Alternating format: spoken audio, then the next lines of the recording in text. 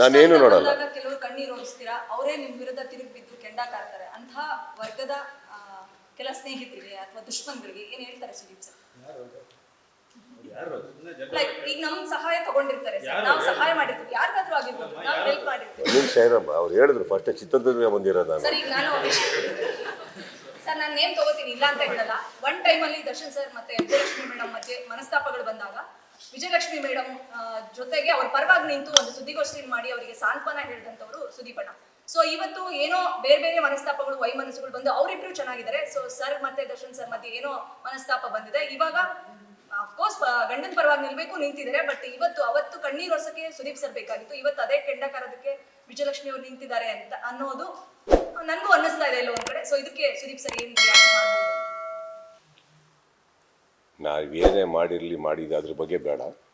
But ಒಂದಂತೂ ಸತ್ಯಮ್ಮ, ಯಾರು ಏನೇ ಇರಲಿ ತಾವೆಲ್ಲರೂ ನಿಮ್ಮ ಮನೆಯವ್ರ ಪರ ನಿಲ್ಲಬೇಕಾಗಿರೋದು ನಿಮ್ಮ ಕರ್ತವ್ಯ. ಸತ್ಯ ಸುಳ್ಳು ಸರಿ ಆಮೇಲೆ ನೋಡ್ಕೊಳ್ಳೋಣ. ಅದು ನಿಮ್ಮ ಗಂಡ ಆಗಿರಲಿ, ಹೆಂಡತಿ ಆಗಿರಲಿ, ಮಗು ಆಗಿರಲಿ, ತಂದೆ ಆಗಿರಲಿ, ತಾಯಿ ಆಗಿರಲಿ, ದಯವಿಟ್ಟು ಫಸ್ಟು ಫ್ಯಾಮಿಲಿ ಪರ ನಿಂತ್ಕೊಳ್ಳಿ. ಆಮೇಲೆ ಮಿಕ್ಕಿದವ್ರಮ್ಮ ಅವ್ರು ಒಳ್ಳೇದೋ ಕೆಟ್ಟದೋ ಆಮೇಲೆ ನೋಡೋಣ. ಅದರಲ್ಲಿ ನನಗೇನು ಪ್ರಾಬ್ಲಮ್ ಇಲ್ಲ. ಆ್ಯಂಡ್ ಸೆಕೆಂಡ್ಲಿ ಅದು ಮುಗಿದು ಯಾವುದೋ ಕಾಲ ಆಗೋಯ್ತು, ನೀವು ಇನ್ನೂ ಅಲ್ಲೇ ಇದ್ದೀರಾ. ಹಾಂ, ನೀವೇ ಡಿಸೈಡ್ ಮಾಡ್ಬಿಟ್ರಾ? ಇನ್ನೊಂದು ಮಾರ್ಕ್ ಇರೋಕ್ಕೆ ಬರ್ತಾ ಇದ್ದಾರೆ. ಅದ್ರ ಜೊತೆಗೆ ನಾವು ಕೂಡ ಕಾಯ್ತಾ ಇದ್ವಿ ರಿಸಲ್ಟ್ನ. ಯಾಕಂದರೆ ಚೆಕ್ ಕೊಟ್ಟಾಗಿದೆ ಇವಾಗ ಪೈರಸಿ ಮಾಡೋರಿಗೆ, ಪೈರಸಿ ಮಾಡೋ ಆ ಪಡೆಗೆ ಮಾರ್ಕ್ ಮಾಡೋಕ್ಕೆ ಬರ್ತಾ ಇದೆ ಸರ್. ಹೇಳಿ ಸರ್. ಏನು ಸರ್ ಕ್ವಶನ್ ಮಾಡ್ತೀವಿ? ಯಾಕೆಂದ್ರೆ ಸರ್ ನೀವು ಹೇಳ್ತಾ ಇದ್ದೀರಿ ಇದನ್ನ ಕಡೆಗೆ ಮುಗಿಸ್ಬೇಕು ಅಂತಾನೆ ಪ್ರಾರಂಭ ಮಾಡಿದ್ದೀನಿ ಸರ್. ಅದಕ್ಕೋಸ್ಕರ ಒಂದು ನಿಮಿಷ ತಾಳಿ, ಇನ್ನು ಯಾರಿಗಾರು ಏನಾದ್ರು ಕೇಳೋಕ್ಕಿದೆಯಾ?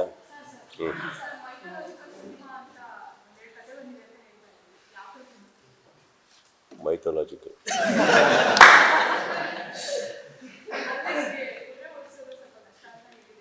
ಮೈಥಾಲಜಿಕಲ್ ಜಾಸ್ತಿ ಕುದುರೆ ಇಲ್ಲ ರೀ. ಮೈಥಾಲಜಿಕಲ್ ಕುದುರೆ ಇಲ್ಲ, ರಥ ಓಡ್ಸೋರು ಯಾರೋ. ನಾವು ಹಿಂದೆ ಸೇಫಾಗಿ ನಿಂತಿರ್ತೀವಿ, ಅದಕ್ಕೆ ಮೈಥಾಲಜಿ ಅನ್ನೋದು. ಹಿಸ್ಟಾರಿಕಲ್ ಬಂದರೆ ಕುದುರೆ ಮೇಲೆ ಇರಬೇಕು. ಮೈಥಾಲಜಿಯಲ್ಲಿ ಅದೆಲ್ಲ ಇಲ್ಲ, ಹಿಂದೆ ನಿಂತಿರೋದು ರಥದಲ್ಲಿ.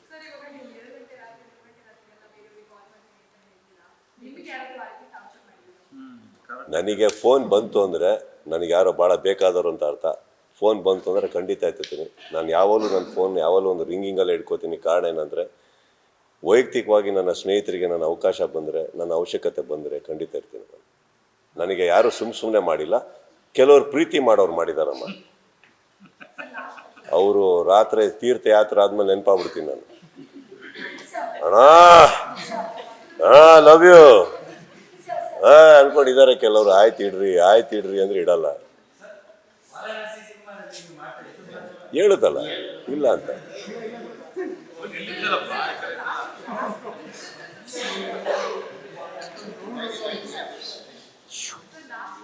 ನೀವು ಲಾಸ್ಟ್ ನಿಮ್ದು. ಹಾಂ,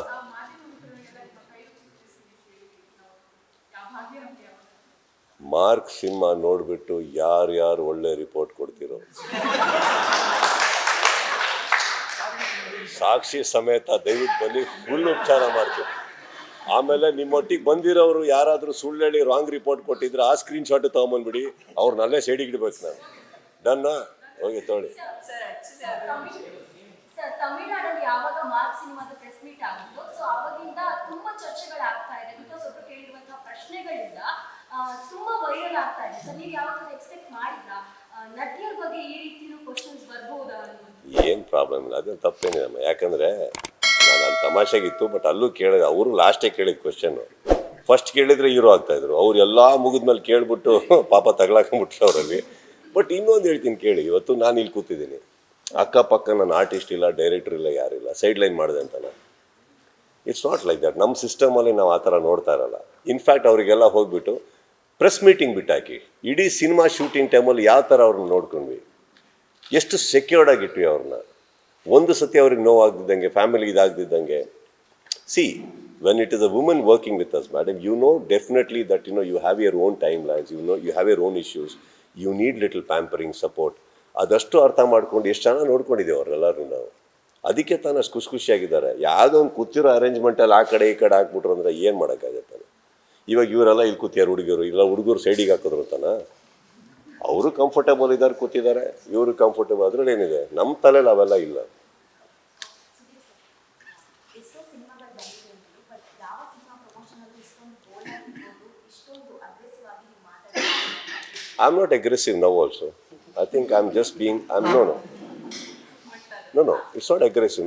I'm being calm. I'm just answering politely and upfront.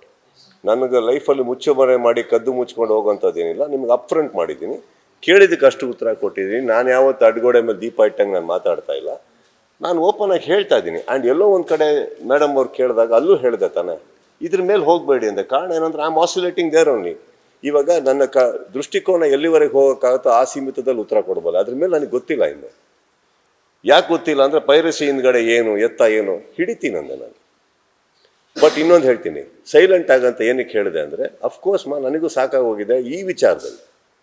Piracy ಆಗ್ಬೇಕಾದ್ರೆ ಓಲಿ ಬಿಡು ಎಲ್ಲ ಮಾಡಿ ಹೋಗಿ ಏನು ಮಾಡ್ತಾ ಇದ್ದೀರಾ ಮಾಡಿ, ಸೈಲೆಂಟ್. ಓಕೆ, ಇದು ಆಗ್ತಾಯಿಲ್ಲಮ್ಮ. And I have to be aggressive to protect my child. ನನ್ನ ಮಗುನ ಉಳಿಸ್ಬೇಕಮ್ಮ ನಾನು ಅದಕ್ಕೇನು ಬೇಕೋ ತಂದೆಯಾಗಿ ಮಾಡೇ ಮಾಡ್ತೀನಿ. ಇವತ್ತು ಆ ಸ್ಥಾನದಲ್ಲಿ ನನ್ನ ಸಿನಿಮಾ ಇದೆ, ನಾನು ಮಾಡೇ ಮಾಡ್ತೀನಿ. ಅದಕ್ಕೆ ಧೈರ್ಯವಾಗಿ ಒಂದು ತಂದೆ ಸ್ಥಾನ ನಿಂತ್ಕೊಂಡು ಮಾತಾಡೋದೇನಿದೆ? ಧೈರ್ಯವಾಗಿ ಹೇಳಿದ್ರೆ ತಾನೆ, ಅದನ್ನು ಮೆಚ್ಚಿ.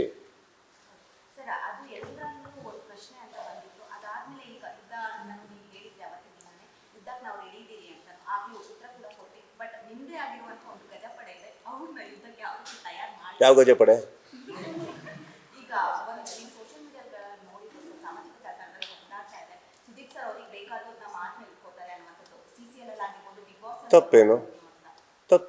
ಅದಕ್ಕೆ ಗಜಪಡೆ ಅಲ್ಲಮ್ಮ, ಇವಾಗ ಗಜಪಡೆ ಬರಲ್ಲಮ್ಮ, ಅದು ನನ್ನ ಬಳಗ, ನನ್ನ ಸ್ನೇಹಿತರು. ಈಗೇನಾಗಿದೆ, ನಾವೆಲ್ಲರೂ ಕಂಫರ್ಟ್ ಝೋನಲ್ಲಿ ತಾನೇ ಇರ್ತೀವಿ. ಈಗ ನನಗೆ ಯಾರ್ಯಾರು ಕಂಫರ್ಟಬಲ್ ಇದ್ದಾರೋ ಅವರೊಟ್ಟಿಗೆ ಇರ್ತೀವಿ. ಅಲ್ಲಿ ಏನಾಗಿದೆ, ಕಂಫರ್ಟ್ ಅಂತ ಯಾಕೆ ಹೇಳ್ತಾ ಇದ್ದೀನಿ ಅಂದರೆ, ಅವ್ರು ಜಾಸ್ತಿ ಏನು ಬಂದಾಗ ನನ್ನ ಮೇಲೆ ಅವ್ರನ್ನ ನೋಡ್ಕೊಬೇಕು ಅನ್ನೋದಿರಲ್ಲ. ಅವರು ಕಂಫರ್ಟಬಲ್ ಆಗಿರ್ತಾರೆ. ಸಪೋಸ್ ಅವ್ರು ಬಂದರು ಅಂದ ತಕ್ಷಣ ನಾನೆಲ್ಲೋ 1 hour ಬ್ಯುಸಿಯಾಗಿ ಏನೋ ಫೋನಲ್ಲಿ ಮಾತಾಡ್ತಾ ಇದ್ದರೆ ಅವ್ರು ತಪ್ಪು ತಿಳ್ಕೊಳ್ಳಲ್ಲ. ಇವಾಗ ಫಾರ್ ಎಕ್ಸಾಂಪಲ್ ಇಂಟರ್ವ್ಯೂ ಕೊಡ್ತಾ ಇದ್ದೀನಿ, ಆಲ್ಮೋಸ್ಟ್ 1.25 hour ಮೇಲಾಗಿರ್ಬೋದು, ಗೊತ್ತಿಲ್ಲ, ಜಾಸ್ತಿ ಆಗಿರ್ಬೋದು. They are all sitting there. ಅಯ್ಯೋ ನಮ್ಮನ್ನು ಆಯಿತು, ನಾವು ಬಂದ್ವಿ, ಬೋರ್ ಹೊಡಿತಾ ಇದೆ, ನಮಗೇನೋ ಇಲ್ಲ, ಕರೆದಿಲ್ಲ. ಇದು ಬಂದಾಗ ನನ್ನ ಝೋನಲ್ಲಿ ಬರಲ್ಲ. ನಮ್ಮನೆ ಅಂತ ಬಂದಾಗ ಎಷ್ಟೋ ಜನ ನಮ್ಮ ಮನೆಗೆ ಬರ್ತಾರೆ, ಕರಿದೇ ಬಂದಿರ್ತಾರೆ. ಸಮಟೈಮ್ಸ್ ನಾನು ಕೂತ್ಕೊಂಡು TV ನೋಡ್ತಾ ಇರ್ತೀನಿ, ಸಮಟೈಮ್ಸ್ ಮೂಡಿರಲ್ಲ, ಏನೋ ಕೂತ್ಕೊಂಡಿರ್ತೀನಿ, ಒಂದು ಡ್ರಿಂಕ್ ಹಿಡಿದು ಕೂತಿರ್ತೀನಿ. ಸಮಟೈಮ್ಸ್ ನನ್ನ ಪಾಡಿಗೆ ನಾನು ಎಷ್ಟೋ ಹೊತ್ತು ಮಾತಾಡಿರಲ್ಲ. That is my comfort zone. ಅವರು ಸೈಲೆಂಟಾಗಿ ಕೂತಿರ್ತಾರೆ, ಅವಾಗ ಮಾತಾಡ್ತೀವಿ, ಏನು ನಡೀತದೆ ಮತ್ತೆ. I think we all need such people in life. Correct? And I have such people in my life, and after so many years in the industry, don't I deserve that? A little bit of calmness. Correct? So that's all. I'm in my zone. I'm in my world. That's all it is. Sir ನೋಡೋರೆಲ್ಲರೂ ಗಜ ಥರ ಕಾಣ್ತಾ ಇರ್ತಾರೆ. ಒಳ್ಳೆ sir next ಸಿನಿಮಾದಲ್ಲಾದ್ರೂ heroine ಇರ್ತಾರೆ sir? ಅದೇ Max ಅಲ್ಲಿ ಇರಲಿಲ್ಲ, ನಮಗೊಂದು ಲವ್ ಸಾಂಗ್ ಹಾಗೆ ಹೀರೋಯಿನ್ ಇಲ್ಲ. Last time I told you, I'm doing a rom-com next. It's a very beautiful organic script ಅದು. ಆ್ಯಂಡ್ ತುಂಬ ಇಷ್ಟ ಆಗಿದೆ. ಒಂದು ಸುಕುಮಾರ್ ಡೈರೆಕ್ಟರ್, ಅವ್ರ ಟೀಮಿಂದ ಬಂದಿರೋವಂಥದ್ದು. ಆ್ಯಂಡ್ ತುಂಬ ಇಷ್ಟ ಆಯ್ತು ನನಗೆ. ಆಫ್ಟರ್ ಲಾಂಗ್ ಟೈಮ್ ತುಂಬ ಲಘು ಇದೆ, ತುಂಬ ಕಾಮಿಡಿ ಇದೆ, ತುಂಬ ಚೆನ್ನಾಗಿದೆ ಕತೆ. ಅದು ನನಗೆ ತುಂಬ ಇಷ್ಟ ಆಯಿತು. And I think it's very stylish also. So yeah, ಬೇರೆ that's it. Thank you so much. Latest ಹಾಗೂ ಇಂಟ್ರೆಸ್ಟಿಂಗ್ ಸುದ್ದಿಗಳಿಗಾಗಿ ಬಾಸ್ ಟಿವಿ ಕನ್ನಡ ಚಾನೆಲ್ನ ಸಬ್ಸ್ಕ್ರೈಬ್ ಮಾಡಿ. ಹಾಗೆಯೇ ಬೆಲ್ ಐಕಾನ್ ಪ್ರೆಸ್ ಮಾಡಿ. ಇದರ ಜೊತೆಗೆ ಫೇಸ್ಬುಕ್, ಇನ್ಸ್ಟಾಗ್ರಾಮ್, ಎಕ್ಸ್ನಲ್ಲೂ ಮಿಸ್ ಮಾಡದೆ ಫಾಲೋ ಮಾಡಿ.